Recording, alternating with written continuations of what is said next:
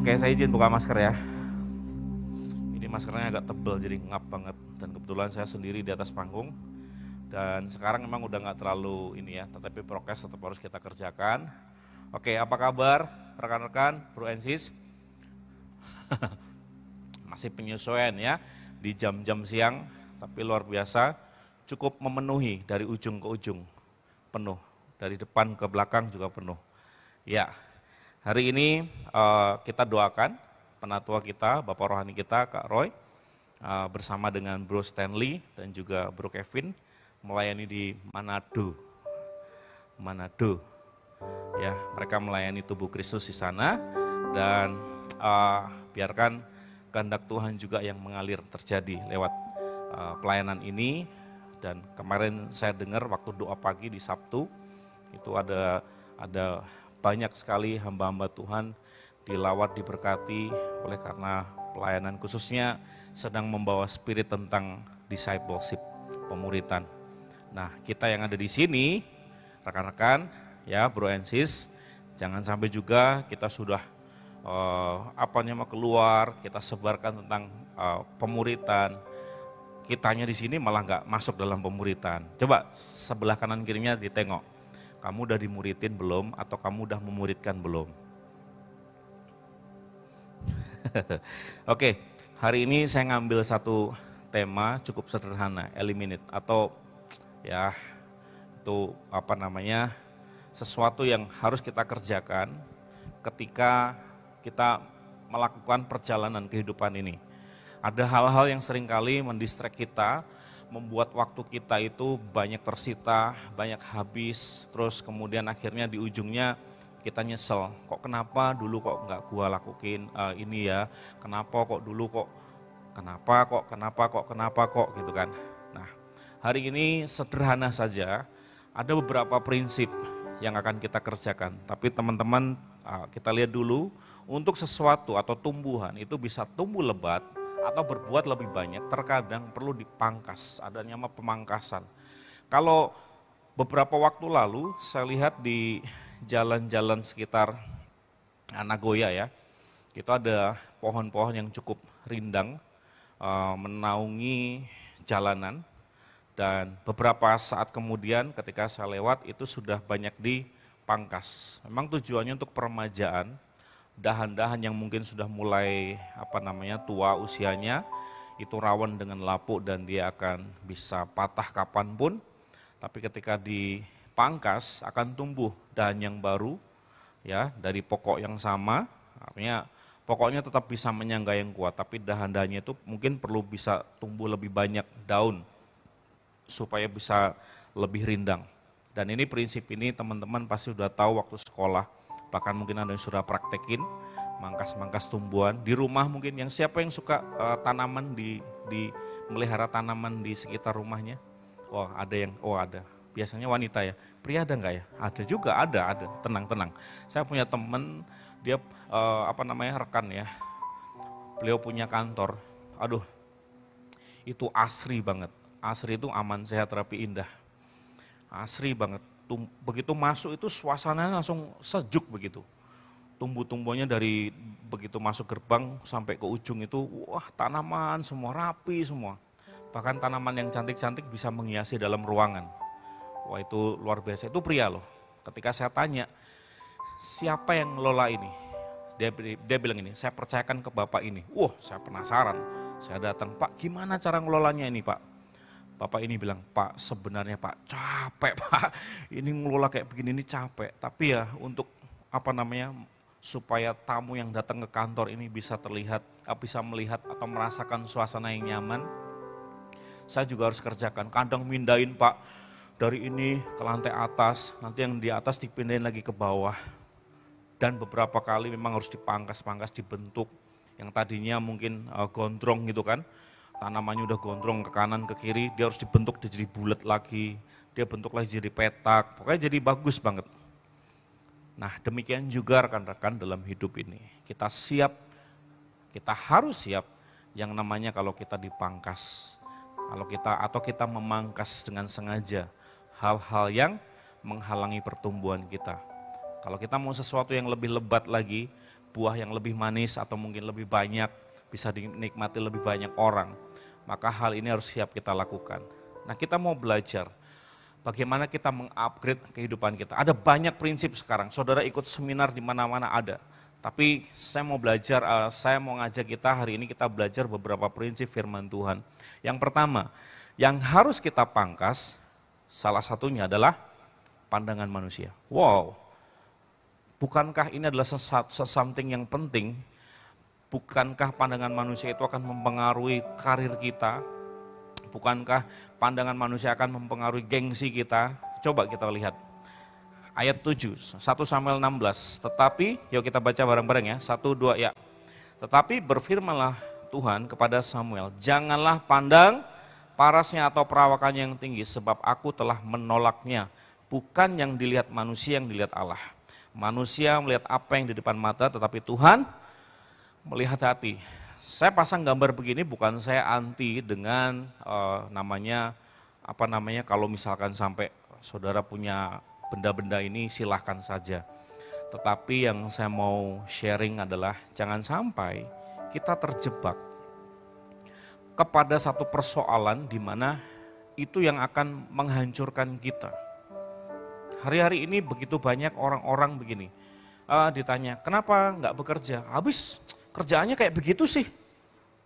Ini saya mau cerita sedikit apa yang saya lakukan waktu pertama kali saya datang ke Batam. Kalau teman-teman tahu namanya account eksekutif, namanya sih keren. Tapi itu kerjaannya cari iklan. Cari iklan dan harus menjajakan koran di mana-mana. Dan itu pekerjaan pertama yang saya dapat waktu saya di Batam. Saya keliling dengan motor BMW waktu itu, bebek merah warnanya. Saya keliling saya belum tahu Batam. Sekarang kalau saya ditanya di Nagoya itu saya dulu kerjaan saya di daerah Batu Ampar, kemudian area pasarnya adalah di Nagoya, Batam Center dan sekitarnya. Saya tuh nggak tahu sampai pernah satu kali saya nyasar ke Bengkong. Waktu naik ke Bengkong Indah ke sana itu saya nggak bisa pulang. Saya masuk gang kok muter-muter sini terus. Akhirnya puji Tuhan waktu itu siang-siang ada orang sholat Jumat. Saya ikuti mereka datangnya dari mana. Benar-benar saya bingung. Dulu kan belum ada Google Map dan sebagainya. BlackBerry aja belum ada waktu itu. Handphone aja masih yang monoponik ya. Belum yang poliponik. Yang masih model-model hitam warnanya, hitam putih, abu-abu hitam. Nah, dulu waktu itu saya keliling di Bengkong sampai saya tersesat. Kemudian saya biasanya datang ke gereja, memang pakaian saya lusuh, ya karena saya kan bisa keliling kemana-mana seharian dijemur matahari. Laki-laki sejati itu harus menantang matahari. Wah, makanya kulit saya ya nggak putih-putih, memang dari sononya udah kayak begini, tapi ya saya dapat istri yang putih. Bukan membedakan warna kulit ya, nggak sama aja, hitam putih, coklat, sawo mateng, sawo busuk, Tuhan tetap sayang. Nah, apa yang terjadi? Waktu saya udah keliling, saudara, mengerjakan pekerjaan saya. Kemudian sorenya, saya mempersembahkan waktu saya. Untuk ke gereja, saya bantu ngerjain warta. Beberapa jemaat melihat tampilan saya, itu kayak aneh gitu kan. Ini orang dari mana ya? Karena memang seharian dijemur matahari itu nggak seger. Tapi sebelum saya pulang ke rumah, saya mampir ke gereja, saya kerjain warta. Pernah satu kali juga saya sambil Bapak Ibu, Bro Ensis, saya jajakan koran. Waktu itu ya kalau di daerah saya, kerjaan menjual koran itu mungkin masih agak dipandang sebelah mata. Tapi hal itu harus saya lakukan di Batam, karena memang itu salah satu tanggung jawab saya untuk mempromosikan media massa yang di tempat saya bekerja. Sambil kemudian saya jadi jurnalis juga. Saya cari berita, saya cari iklan. Nah, kalau dibilang capek, ya capek. Nah, rata-rata begini loh, saya temukan anak-anak muda sekarang itu nggak mau capek. Nggak tahu apakah generasinya udah berubah ya. Pokoknya mau yang kerjaannya bergengsi, yang enak dipandang manusia, apalagi kalau nanti mau ini ya, ngelamar si doi gitu kan. Waktu ditanya sama camernya, kerjaan kamu apa? Digini aja keluarin jamnya. Ya om, wah langsung sling sling sling sling, wah mantap ini. Padahal mungkin pinjeman, nggak tahu kan? Karena pernah satu kali saya punya temen itu hikmatnya cukup tinggi. Dia baru pertama kali jadi seperti konsultan gitu ya, selalu teks konsultan. Dia waktu itu tanding dengan beberapa kompetitornya teman-teman. Dia baru nih, dia cari cara gimana cara masuk ke perusahaan yang cukup besar. Kemudian dia cerita kepada saya, dia bilang gini, tahu nggak, aku rela sewa mobil yang agak mewah. Kemudian aku datang ke perusahaan itu, waktu ditanya, yang lain kasih apa grade apa fee-nya segini-segini, aku 5 kali lipat dari dia. Yang herannya yang dipilih aku. Padahal mereka orang-orang yang lebih duluan. Tapi begitu aku datang dengan tampilanku, ternyata si bos perusahaan lebih percaya dengan tampilanku. Nah, oke, teman-teman. Secara mungkin tuntutan kerjaan, kita mungkin ada kondisi tertentu, kita harus melayani namanya pandangan manusia. Kita harus eye catching, dilihat, oh ini orang ini mantap, kelihatannya mantap. Tapi begini, yang saya mau share adalah jangan sampai kita terjebak di putaran yang gak jelas, yang menampilkan terus-menerus bahwa itu bukan diri kita. Karena di dalam pemuritan, saya ketemu dengan beberapa orang yang terikat dengan putaran hutang kartu kredit. Gara-gara apa? Dia gunakan lifestyle yang bukan dia. Tapi dia mau menampilkan sesuatu yang hanya bisa dilihat oke oleh manusia. Sampai akhirnya beberapa kartu kredit ya, dia terjebak di situ. Pokoknya sampai nggak bisa bayar, sampai nyicilannya sampai seret, sampai dia makan aja susah. Bahkan saya pernah punya temen ya dulu di kerjaan ya, ada seorang wanita itu kalau handphone itu keluaran terbaru, itu dia pasti ganti. Keren banget ini orang. Jadi setiap keluar handphone terbaru, dia akan ganti handphone dia yang lama, dia akan tuker yang baru. Muncul lagi model yang baru, dulu itu modelnya masih agak agak nggak secepat sekarang. Hari ini ganti model baru, mungkin sehari 2 hari itu muncul lagi yang lain. Seminggu, sebulan muncul lagi yang lain. Dulu itu agak intervalnya agak lama. Jadi bisa mungkin beberapa bulan gitu. Dan ketika dia ganti, dia gunakan bukan uang lebihnya. Bukan artinya itu uang kebutuhan sehari-hari tapi digunakan untuk gaya hidup yang nggak perlu. Dan ketika saya iseng-iseng tanya kenapa ya itu, dia cuma bilang keren ya pakai handphone kayak begini, gonta-ganti gitu. Dia cuma bilang supaya keren. Dan ini seringkali menjebak kita anak-anak Tuhan. Buat saya sangat respect orang-orang, saya lagi belajar juga, orang-orang yang punya harta yang berlebih, justru saya lihat penampilan mereka sederhana-sederhana. Enggak terlalu gimana-gimana. Artinya begini, kalau Kak begitu enggak boleh ya pakai pakaian yang wow gitu. Silahkan kalau memang itu sesuai dengan kemampuanmu. Jangan pernah memaksakan diri untuk menampilkan sesuatu yang bukan kemampuan kita.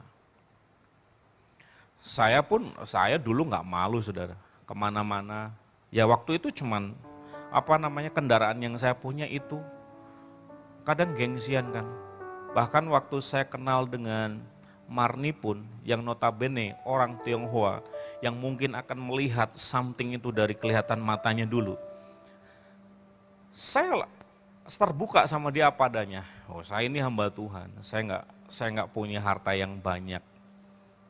Tapi saya punya hati yang mau mengasihi engkau. Terus akhirnya ini, emangnya cukup dengan cinta? Nanti makan pakai apa gitu kan. Saya bilang gini, ya kita logika juga harus pakai, akal budi, pikiran harus pakai, hitung-hitungan harus pakai. Tapi begini yang saya maksudkan, sekali lagi jangan sampai kita terjebak kepada apa yang menjadi standar pandangan manusia, kelihatan wow. Sekarang teman-teman yang mungkin merindukan pekerjaan yang sekarang dipercayakan kepada engkau sekarang, mungkin menurut engkau agak kurang wow lah.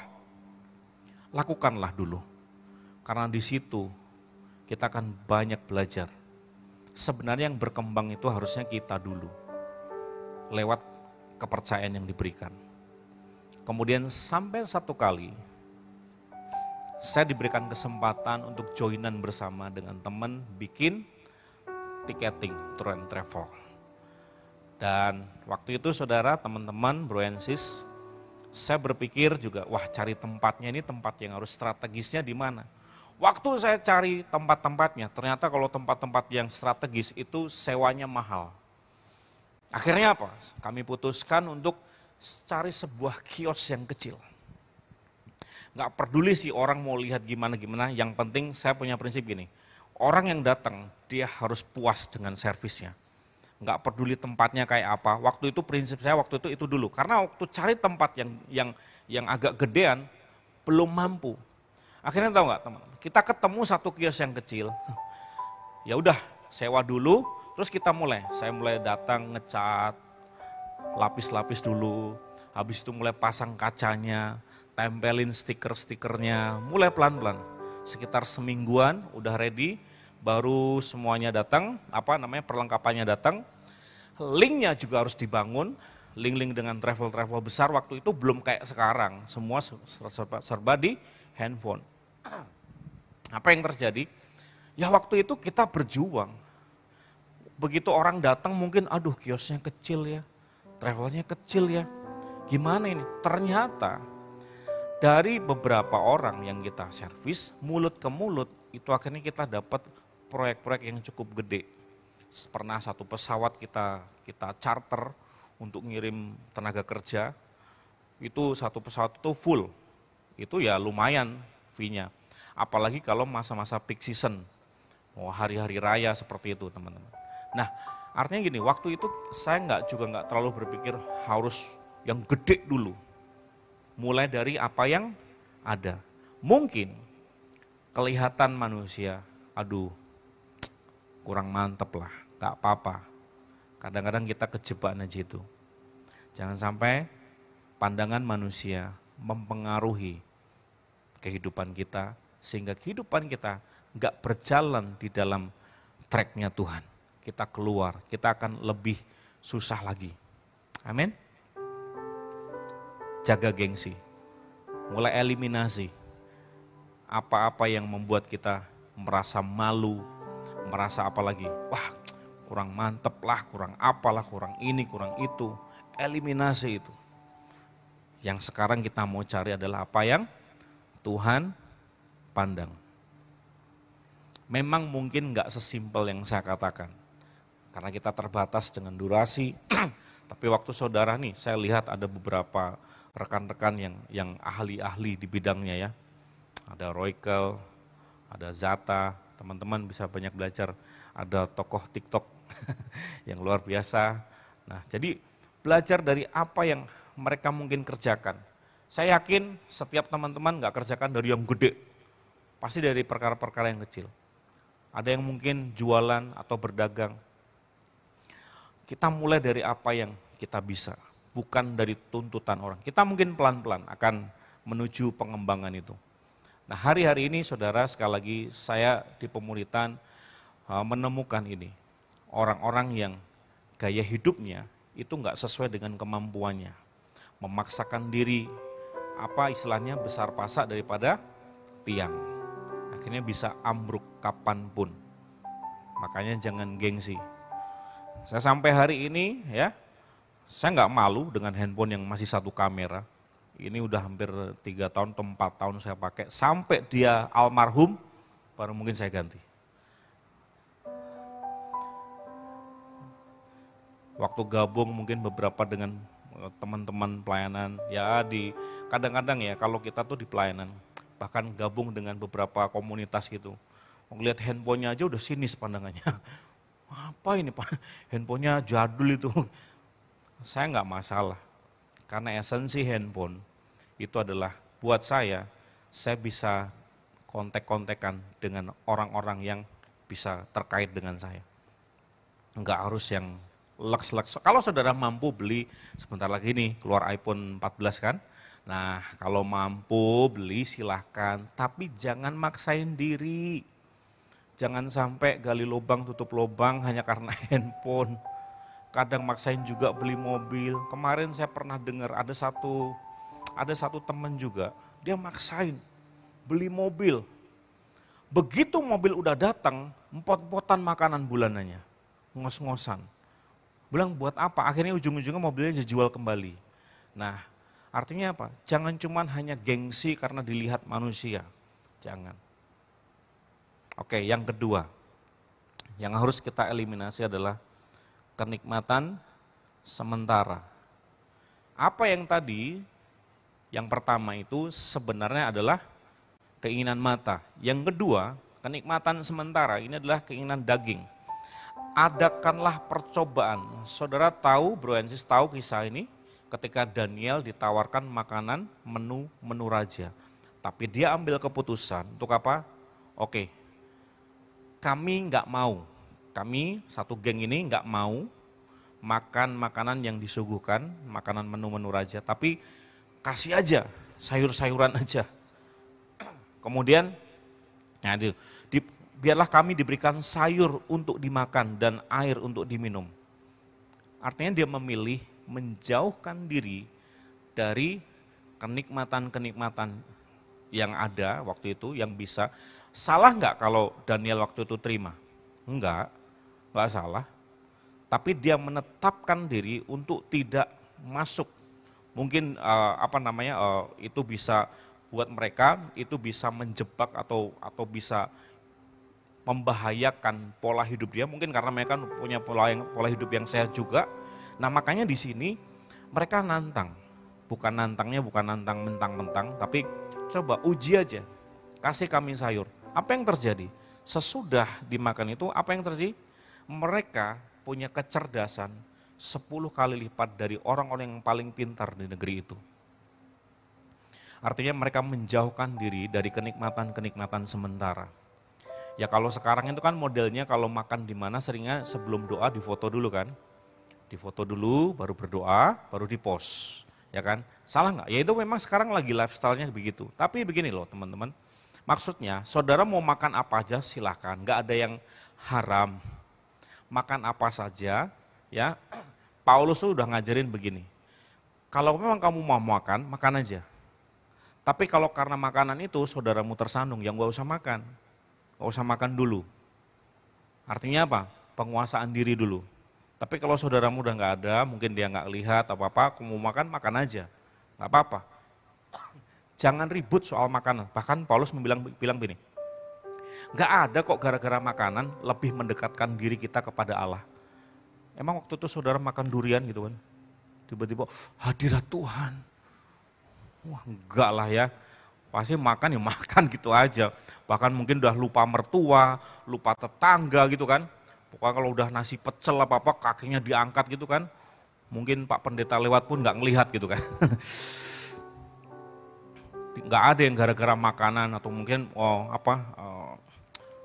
daging bak yang sancam dimasak yang mantap gitu kan, begitu sendok itu, haleluya Tuhan terima kasih.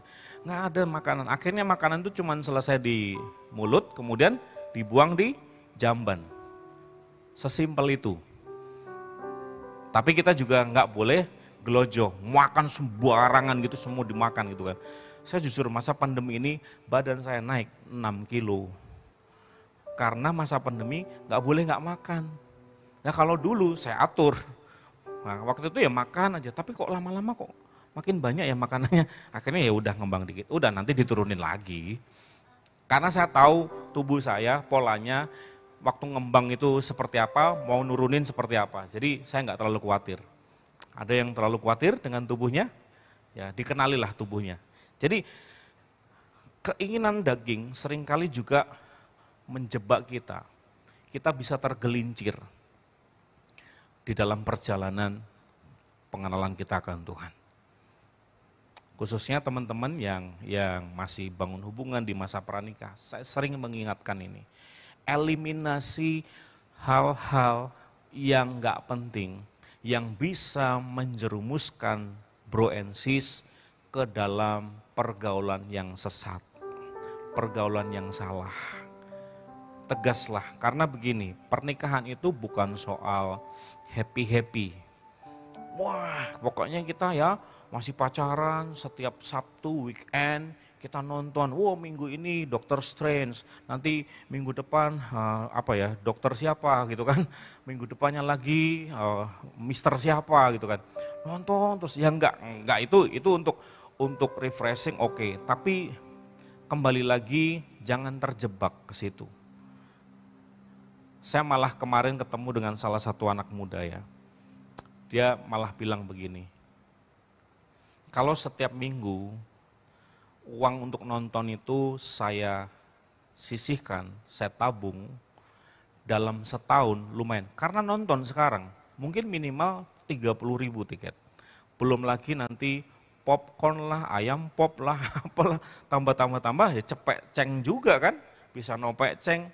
Nah kalau dalam seminggu segitu ditabung, sebulan, setahun, berapa tahun bisa untuk biaya nikah.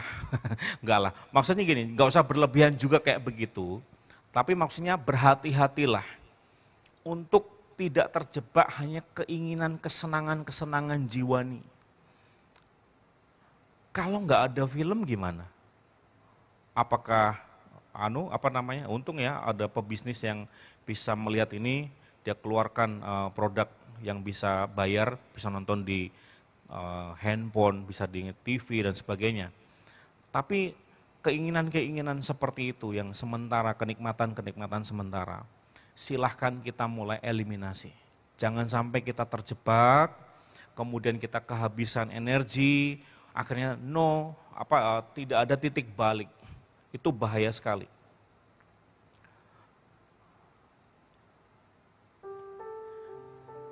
Keinginan daging seringkali menggoda kita. Enak sih. Gimana sih Pak, nggak enak, tiap minggu ketemu kok dengan pacaran. Bahkan gini, termasuk entertain di dalam mungkin pekerjaan kita.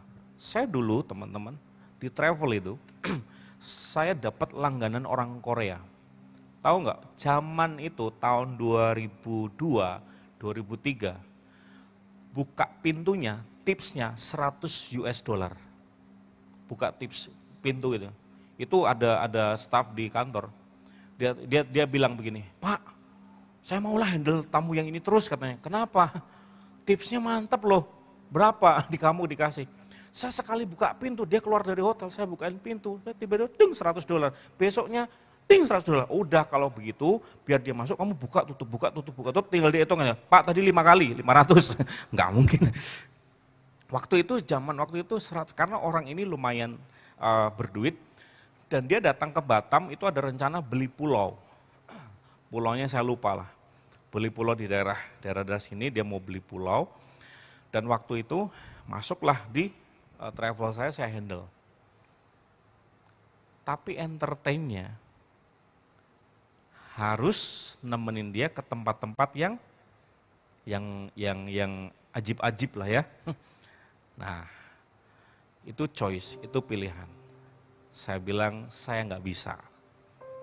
Kalaupun dia nanti tiba-tiba mau pindah ke tempat lain, ya saya udah bilang, Tuhan kalau memang ini diserahkan ke saya akan kelola dengan baik, sebaik-baiknya. Tapi kalau saya harus masuk untuk mengikuti gayanya seperti itu, mungkin bukan saya, tapi orang lain yang akan menemani dia. Tapi kita nggak maksa. Kadang-kadang kan kita ada teman gitu kan, itu ada temen nih, siapa tahu kalian dapat cuan nanti bisa dapat link, mau nggak nemenin dia ke sini gitu kan. Kan bukan kita, walaupun kadang-kadang saya pikir juga ini kayak jerumusin teman juga sih ya gitu kan.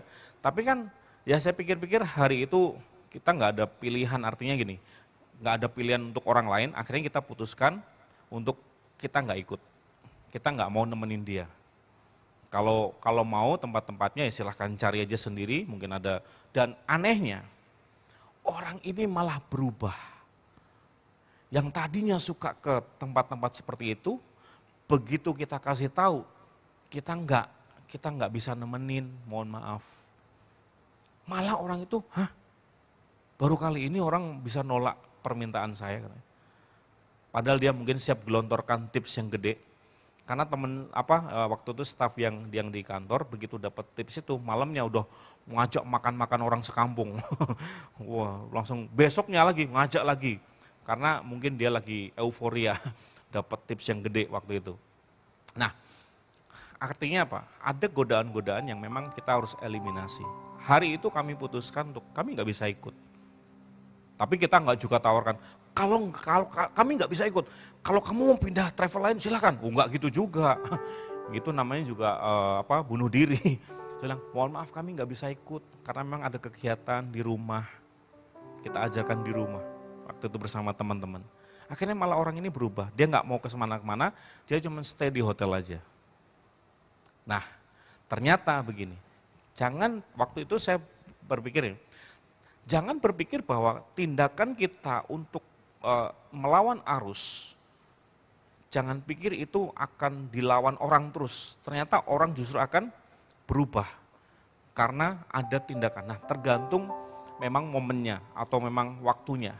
Tapi saya percaya, apapun tindakan kita, kalau kita landasi dengan cinta Tuhan, kebenaran firman Tuhan, akan ada dampak kok buat orang lain. Entah waktu itu, entah di kemudian hari. Nah, oke. Kemudian yang berikutnya teman-teman. Nah, siapa yang mau untung terus-terusan, bahkan dengan semua cara. Yang punya usaha, untung terus-terusan gitu. Memang sih pengen ya, namanya usaha kan untung. Tapi saya belajar waktu saya buat travel itu. Ternyata dalam usaha itu ada waktunya. Seperti Pengkhotbah 3 ayat 6. Kita baca, ada waktu untuk mencari, ada waktu untuk membiarkan rugi. Ternyata ada waktunya loh, ketika saya baca firman ini, udah ngajarin firman Tuhan, baru ngeh saya. Awal-awal pasti ada prinsip ini, biarin dulu keluar duit. Untuk apa? Marketing, untuk perlengkapan semuanya modal awal, itu pasti kan butuh modal awal waktu itu. Butuh tempat, butuh perlengkapan office, kemudian butuh uang sewa untuk operasional, butuh untuk marketing. Nah, artinya kita biarkan itu lepas. Nah, kalau kita dalam hidup maunya sukses, terus untung, terus nggak pernah mau gagal, cukup bahaya. Makanya pemikiran ini harus kita eliminasi.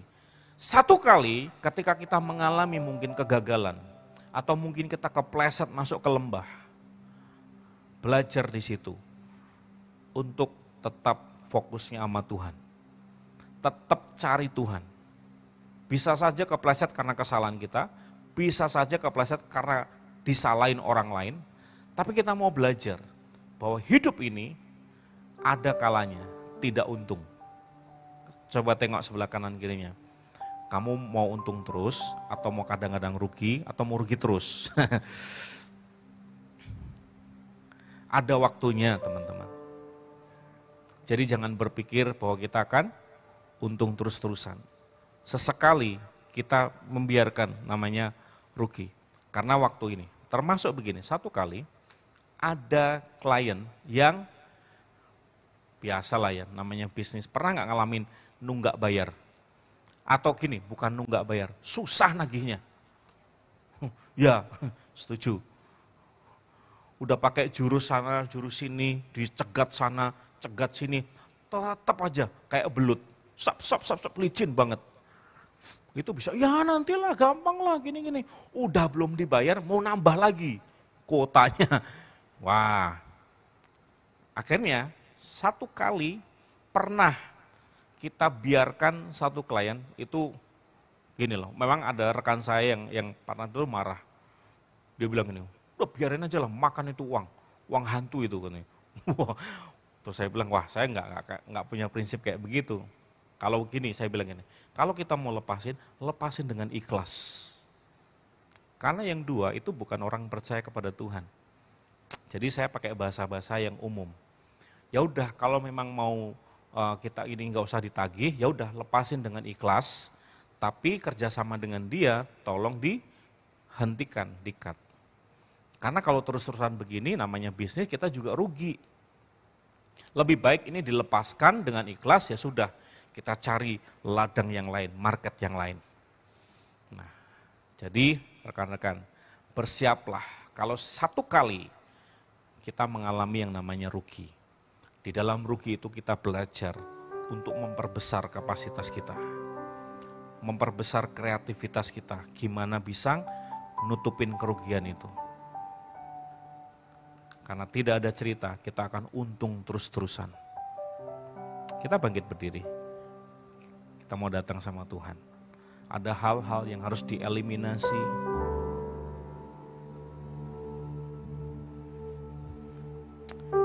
Kasih karunia Tuhan yang memampukan kita, Francis.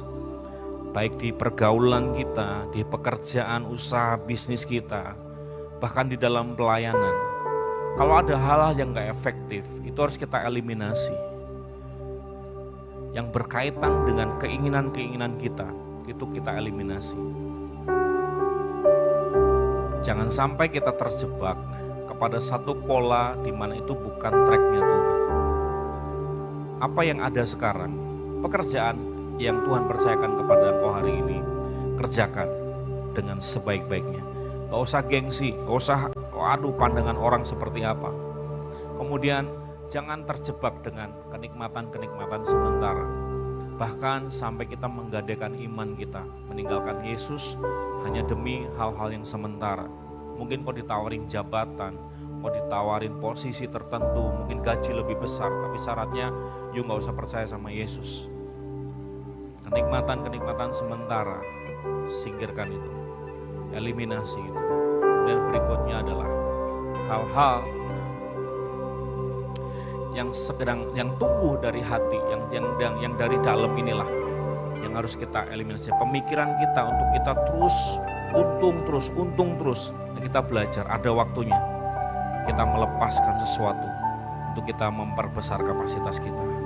Mari kita datang sama Tuhan. Ajari kami Tuhan menjadi anak-anak yang bukan anak gampangan, yang terombang-ambing oleh berbagai hal yang ada di dunia ini, berbagai badai angin yang mencoba menantang perjalanan hidup kami. Tapi biarkan kami menjadi anak-anak yang kuat, yaitu anak-anak yang mengandalkan Engkau dalam segala situasi, anak-anak yang senantiasa melihat kepada Bapa yang mempunyai kehidupan kami. Fokus kami adalah Engkau Tuhan. Apapun hari-hari ini yang kami kerjakan dengan sukacita. Dan bela Tuhan, setiap prinsip-prinsip kebenaran firman yang Tuhan ajarkan, itu yang menjadi fondasi untuk kami melangkah. Ketika kami berfokus kepada Engkau, ada hal-hal yang harus kami tinggalkan Tuhan. Ada hal-hal yang harus kami eliminasi. Dan biarlah itu Tuhan, kami kerjakan dengan pengertian. Kami kerjakan dengan Tuhan, hati yang mengerti bahwa itulah kehendak Tuhan yang harus kami kerjakan. Terima kasih Bapak.